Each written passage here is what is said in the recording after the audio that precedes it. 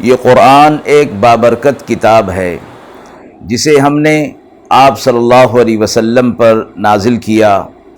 تاکہ لوگ اس پہ غور اور فکر کریں اور تاکہ اہل فہم اس سے نصیحت حاصل کریں۔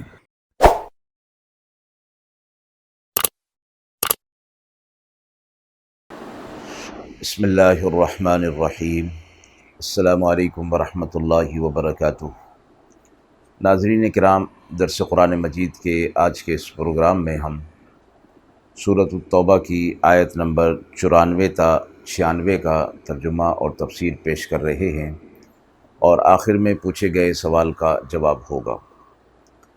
اعوذ باللہ من الشیطان الرجیم،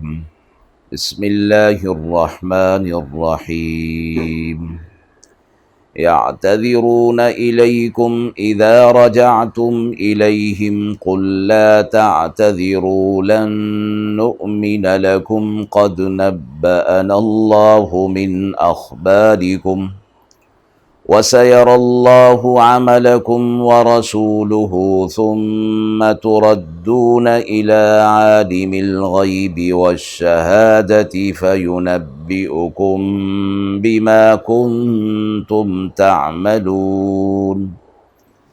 سيحلفون بالله لكم إذا انقلبتم إليهم لتعرضوا عنهم فأعرضوا عنهم إنهم رجس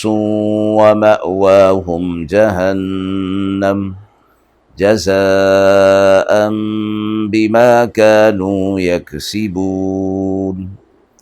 يحلفون لكم لترضوا عنهم فإن ترضوا عنهم فإن الله لا يرضى عن القوم الفاسقين۔ آیات مبارکہ کا ترجمہ ملاحظہ فرمائیں۔ بہانے لائیں گے آپ کے پاس جب آپ واپس لوٹیں گے ان کی طرف، تو آپ کہہ دیجئے بہانے مت بناؤ، ہم ہرگز نہ مانیں گے تمہاری بات کو، ہم کو اللہ بتا چکا تمہارے احوال، اور ابھی دیکھے گا اللہ تمہارے کام اور اس کا رسول بھی، پھر تم لوٹائے جاؤ گے اس طرف، اس جاننے والے کی طرف جو چھپے اور کھلے سب کچھ جانتا ہے، پھر وہ بتا دے گا جو کچھ تم کر رہے تھے۔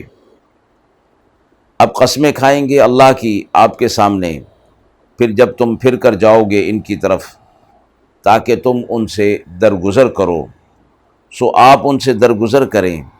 بے شک وہ لوگ پلید ہیں، ان کا ٹھکانہ دوزخ ہے، بدلہ ان کے کاموں کا۔ وہ لوگ قسمیں کھائیں گے آپ کے سامنے تاکہ آپ ان سے راضی ہو جائیں، سو اگر آپ راضی ہو گئے تو اللہ تو ان سے راضی نہیں ہوتا، اس لیے کہ یہ نافرمان لوگ ہیں۔ ان آیات میں ان منافقین کا تذکرہ ہے جو غزوہ تبوک میں شامل نہیں ہوئے تھے اور حیلے بہانے کر کے جہاد میں جانے سے عذر کر لیا تھا۔ ان کا ذکر ہو رہا ہے کہ جب آپ صلی اللہ علیہ وسلم حضرات صحابہ اکرام کے ساتھ جہاد سے واپس آئیں گے تو یہ لوگ آپ کی خدمت میں حاضر ہو کر اپنے جہاد میں شامل نہ ہونے کا عذر تراشیں گے اور حیلے بہانے کر کے آپ کو راضی کرنے کی کوشش کریں گے۔ یہ آیت مدینہ طیبہ واپس آنے سے پہلے نازل ہو چکی تھیں، جن میں آئندہ پیش آنے والے واقعے کی خبر بھی تھی کہ جب آپ مدینہ واپس پہنچیں گے تو منافقین عذر کرنے کے لیے آپ کے پاس آئیں گے، اور اسی طرح ہی یہ واقعہ پیش آیا۔ آپ صلی اللہ علیہ وسلم کو ان آیات کے حوالے سے 3 حکم دیے گئے۔ اول یہ کہ جب یہ عذر کرنے کے لیے اپنے بہانے اور عذر آپ صلی اللہ علیہ وسلم کے سامنے پیش کرنے کے لیے آئیں تو آپ ان سے کہہ دیجئے کہ تمہارے یہ عذر اور بہانے حیلے جھوٹ کے ہیں، اور تم ایسے عذر نہ کرو، ہم تمہاری ان عذروں کی اور حیلے بہانوں کی تصدیق نہیں کریں گے، ہم اسے تسلیم نہیں کرتے، کیونکہ اللہ تعالیٰ نے ہمیں بذریعہ وحی تمہارے ان عذرات اور ان عذرات کو کرنے ہیلے بہانوں کے بارے میں ہمیں بتا دیا ہے، اور جو تمہارے خفیہ ارادے تھے اس پر بھی اللہ رب العزت نے ہمیں مطلع کر دیا ہے۔ اس سے تمہارا منافق ہونا اور تمہارا جھوٹ اور فریب سب ظاہر ہو گیا ہے، اس لیے اب تم کوئی عذر بیان کرتے ہو تو یہ سب فضول ہے۔ اس کے بعد فرمایا کہ اب ان کو مہلت بھی مل گئی ہے، اور ان کو یہ بھی کہہ دیا جائے کہ اب بھی اگر یہ توبہ کر لیں اور نفاق کو چھوڑ دیں، سچے مسلمان ہو جائیں، تو اللہ تعالیٰ اور جناب رسول اللہ صلی اللہ علیہ وسلم آئندہ تمہارا عمل دیکھیں گے کہ وہ کیا اور کیسا رہتا ہے، یعنی واقعتاً تم اپنے نفاق کو چھوڑ کر پکے اور سچے مسلمان ہو گئے ہو، تو وہ تمہارے اعمال جو ہے وہ بتا دیں گے، اور آپ صلی اللہ علیہ وسلم کو اللہ رب العزت بذریعہ وحی اس بات پر مطلع فرما دیں گے، تو اس کے مطابق ہی تمہارے ساتھ عمل ہوگا۔ اگر تم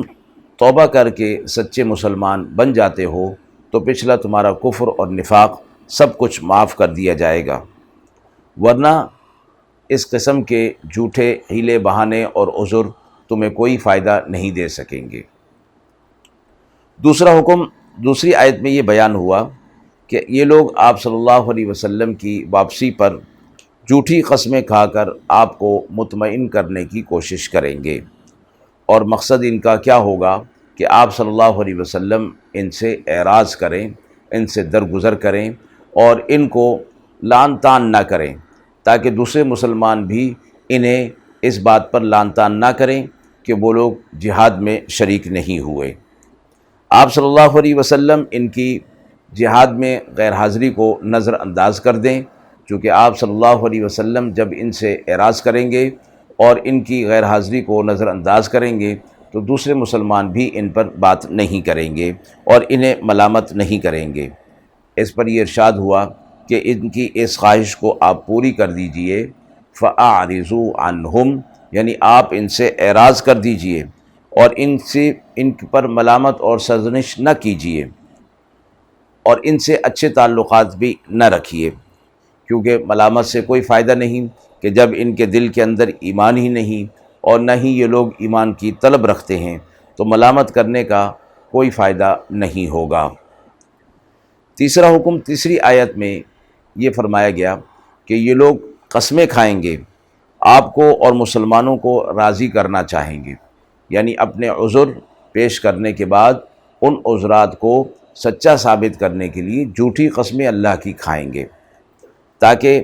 آپ صلی اللہ علیہ وسلم بھی اور مسلمان بھی ان سے راضی ہو جائیں۔ تو فرمایا اللہ رب العزت نے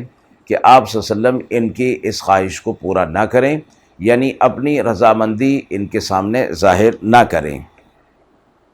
آپ ان سے راضی نہ ہوں، اور بالفرض اگر آپ ان سے راضی ہو بھی جاتے ہیں تو انہیں کوئی فائدہ نہیں ہوگا، اس لیے کہ اللہ تو ان سے راضی نہیں ہے، اور جب اللہ راضی نہیں یعنی خالق راضی نہیں تو ساری مخلوقات راضی ہو بھی جائیں تو کوئی فائدہ انہیں نہیں ہوگا، اس لیے ان کے دلوں کے اندر کفر اور نفاق ہے، تو جب تک یہ کفر اور نفاق ہے اللہ رب العزت تو ان سے راضی ہونے والا نہیں ہے۔ تو پچھلی آیت میں انہیں توبہ کی بھی ہدایت جو ہے وہ کر دی گئی، اس کے باوجود اگر اس پر نہیں آتے ہیں تو فرمایا کہ یہ لوگ فاسق لوگ ہیں، عن القوم الفاسقین، فاسق قوموں سے اللہ رب العزت راضی نہیں ہو سکتا، اس لیے آپ صلی اللہ علیہ وسلم سے بھی فرمایا گیا کہ آپ بھی ان سے راضی نہ ہوئیے۔ آیت نمبر 95 میں کے حوالے سے سوال پوچھا گیا ہے